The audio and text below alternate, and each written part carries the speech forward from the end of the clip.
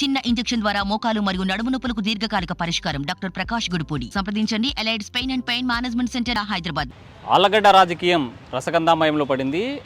ఆ నియోజకవర్గంలో వచ్చే ఎన్నికల్లో పోటీ చేసేందుకు అన్ని రాజకీయ పక్షాలు సిద్ధమయ్యాయి. ఈ కరపత్రంలో ముగ్గురు సంబంధించినటువంటి అభ్యర్థులు స్థానిక ఎమ్మెల్యే బిజేంద్రనాథ్ రెడ్డి, మాజీ మంత్రి భూమా అఖిలప్రియతో పాటు బీజేపీ ఇన్ఛార్జిగా ఉన్నటువంటి భూమా కిషోర్ రెడ్డి, వీళ్ళ యొక్క వ్యక్తిత్వాలు ఎలా ఉన్నాయి, వీళ్ళు చేసేటువంటి పనులేంటి, వాళ్ళకు ఉన్నటువంటి ప్లస్లు ఏంటి, వాళ్ళకు ఉన్నటువంటి మైనస్లు ఏంటి అనేటువంటి అంశం మీద ఈ యొక్క కరపత్రం ప్రధానంగా వైరల్ అవుతున్నటువంటి పరిస్థితి. అయితే స్థానిక ఉన్నటువంటి ఎమ్మెల్యే ఎర్రమట్టి అమ్ముకోవడంతో పాటు ఇసుక దందా కొనసాగించడము, కమిషన్ ప్రతి పంచాయతీకి కమిషన్ తీసుకుంటున్నాడనేటువంటి ఇలా 10 అంశాలతో కూడినటువంటి ప్రధానంగా ఎక్స్పోజ్ చేస్తూ ముద్రించడం జరిగింది. అయితే ఇందులో స్థానిక ఎమ్మెల్యే తాగడం, తినడం, పడుకోవడం తప్ప చేసేది ఏమీ లేదు, కమిషన్ల కోసం, అవినీతి కోసం పాల్పడుతున్నాడు, డబ్బే సంపాదనగా పనిచేస్తున్నాడని ఒక విమర్శ ఉంది. మరోవైపు భూమా అఖిలప్రియ మాజీ మంత్రి, ఈమె భూమా అఖిలప్రియ కాదు, మద్దూరి అఖిలప్రియ, ఈమె ప్రజలను మోసం చేయడము, మోసాలకి అబద్ధాలకి కేర్ ఆఫ్ ఎవరంటే అఖిలప్రియ అని అందులో జోడించారు. 12 అంశాలతో కూడినటువంటి విమర్శలతో ఆమెకున్నటువంటి మైనస్లను ఎక్స్పోజ్ చేస్తూ దీన్ని పొందుపరచడం జరిగింది. మరోవైపు భూమా కిషోర్ రెడ్డి, ఈయన చిన్న వయసులోనే ఎంపీటీసీగా పనిచేశాడు, రాజకీయ అనుభవం ఉంది, రాజకీయ కుటుంబ వారసత్వంగా వచ్చినటువంటి వ్యక్తి.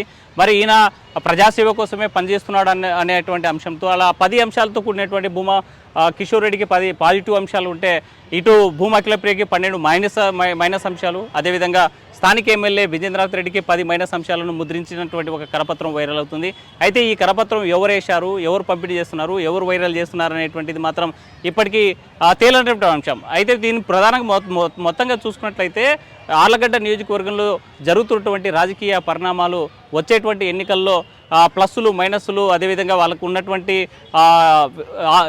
వ్యాపకాలు ఏవైతే ఉన్నాయో దీన్ని ప్రధాన అంశంగా చేసుకొని ప్రచారం స్టార్ట్ చేసినారు. మనం ఈ సూక్ష్మంగా ఈ కరపత్రం పరిశీలించినట్టయితే మనం 10 అంశాలు ప్లస్తో ఉన్నటువంటిది భూమా కిషోర్ రెడ్డికి ఉంది. అయితే భూమా కిషోర్ రెడ్డికి సంబంధించినటువంటి అన్యాయం లేచారా, భూమా కిషోర్ రెడ్డి దీన్ని వేయించాడా, భూమా కిషోర్ రెడ్డి దీన్ని ప్రజల్లోకి తీసుకెళ్లేందుకు ఈ మార్గంలో ఉండే ఈ రకమైనటువంటి ప్రచారాన్ని ఎంచుకున్నారనేటువంటి మాత్రం ఇంకా తేలాల్సినటువంటి అంశం. ఏదేమైనా ఆళ్లగడ్డ నియోజకవర్గంలో 3 పార్టీలకు సంబంధించినటువంటి నాయకుల మధ్య 3 కుటుంబాలు కూడా భూమా కుటుంబం నుంచి 2 ఉంటే, అటు సోదరుడు భూమా కిషోర్ రెడ్డి, ఇటు సోదరి భూమా అఖిలప్రియకు సంబంధించినటువంటి ఎవరైతే వీళ్ళు ఉన్నారో వీళ్ళిద్దరి మధ్య కుటుంబ ఆధిపత్య పోరు కూడా కొనసాగుతుంది. రాజకీయ వారసత్వం కోసం పోరు కొనసాగుతున్న సందర్భంలోనే మరోవైపు గంగుల బిజేంద్రనాథ్ రెడ్డికి సంబంధించినటువంటి మైనస్ అంశాలను ఎక్స్పోజ్ చేస్తూ పబ్లిక్లోకి వెళ్లేందుకు భూమా కిషోర్ రెడ్డికి పాజిటివ్ అంశాలను ఎక్స్పోజ్ చేసినటువంటి పరిస్థితి అయితే కనిపిస్తుంది.